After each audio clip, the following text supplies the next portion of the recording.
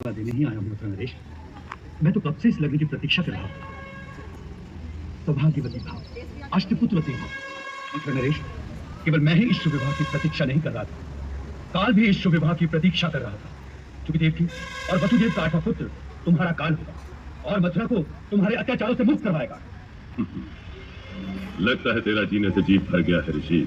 मैं ये आकाशवाणी सुन चुका हूँ मथुरा नरेश, इसीलिए वर्षों से तपोवन में बैठा बैठा इस घड़ी की प्रतीक्षा कर रहा था।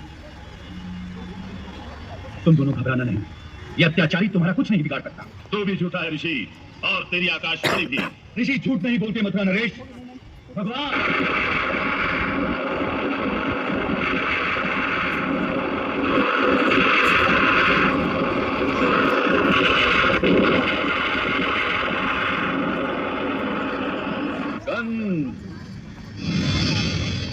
तेरे पाप की गागर भर चुकी है। देवकी वसुदेव का आठवां पुत्र ही तेरा वध करेगा और संसार को तेरे अत्याचारों से मुक्ति दिलाएगा।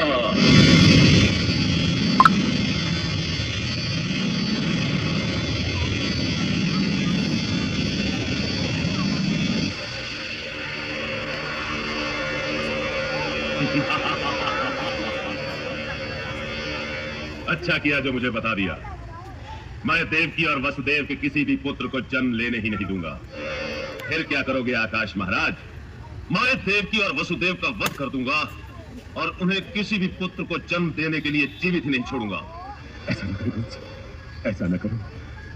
अपनी बहन को मत मारो। तुम्हारा झगड़ा तो देवकी के बच्चों से है ना, मारना है तो उन्हें मारो। यदि तुमने वो बच्चे मुझे ना दिए तो तुम हमें बंदी गृह में डाल देना और जब तक तुम्हारा भय दूर न हो हमें मुक्त में करना। कंस, मैं तुम्हारा पुराना मित्र, 100 बार तुम्हारे लिए अपनी जान पर खेल चुका हूँ। पुत्र के दोष के लिए हमें क्यों दंड दे रहे हो भैया? तुम तो मुझे कितना प्यार करते थे और अब वही शूरवीर अपनी बहन की हत्या कर देगा। हाँ हाँ, तू तो महावीर है कंस। अपने भाग्य से जूझ, हरा दे अपने भाग्य को। अपनी हथेली पर नई भाग्य रेखा खींच, इन्हें बंदी गृह में डाल। एक एक करके मारता जाए इनके पुत्रों को। यदि तूने इनके 8वें पुत्र को मार दिया तो तू अमर हो जाएगा। तो फिर यही होगा। आदेश है कि देवकी और वसुदेव को कारागृह में डाल दिया जाए और जब तक मैं देवकी के 8वें पुत्र का वध न कर लूं, ऋषि को भी बंदी गृह में डाल दिया जाए। देवकी के 8वें पुत्र की हत्या करने के पश्चात मैं इस ऋषि को भी दंड दूंगा।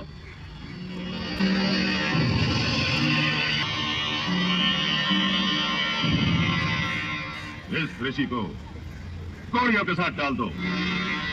अरे देवकी ने तेरा क्या बिगाड़ा था कंस? ये तो बड़ी नहीं। कारागार के अंधकार को कैसे सहन करेगी कंस? कंस नहीं पिताश्री, महाराज कंस कहना सीखिए। इन दोनों को इस कोठरी में डाल दो।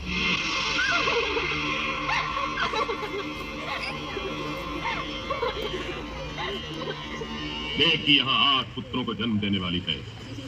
इसके हर गर्भ, हर जन्म का समाचार हमें ठीक समय पर मिल जाना चाहिए। जो आ गया महाराज। भैया मेरी बात तो सुनो भैया। भैया मैंने क्या किया है? मेरा क्या दोष है? क्या आप ये भी भूल गए कि मैं आपकी लाडली बहन हूँ? फिर ये अत्याचार क्यों भैया, क्यों? मुझे ब्रह्मा को यह आभास करवाना ना होता कि वीर पुरुष अपना भाग्य स्वयं अपने हाथ से लिखता है, तो मैं तुझे ये दंड कभी नहीं देता। तेरी हस्तरेखा तो भाई को छोड़कर ब्रह्मा से मिल गई। अरे तूने भाई की हत्या में ब्रह्मा से साठगांठ कर ली। यदि मुझे ब्रह्मा को यह जतलाना ना होता कि कंस तेरे लिखे हुए भाग्य से नहीं डरता, तो मैं तुम दो के अपराध में मृत्यु दंड देता। पर उनकी हत्या करूंगा, उसके पश्चात ब्रह्मा से पूछूंगा कि कहां गया तेरा लिखा हुआ भाग्य।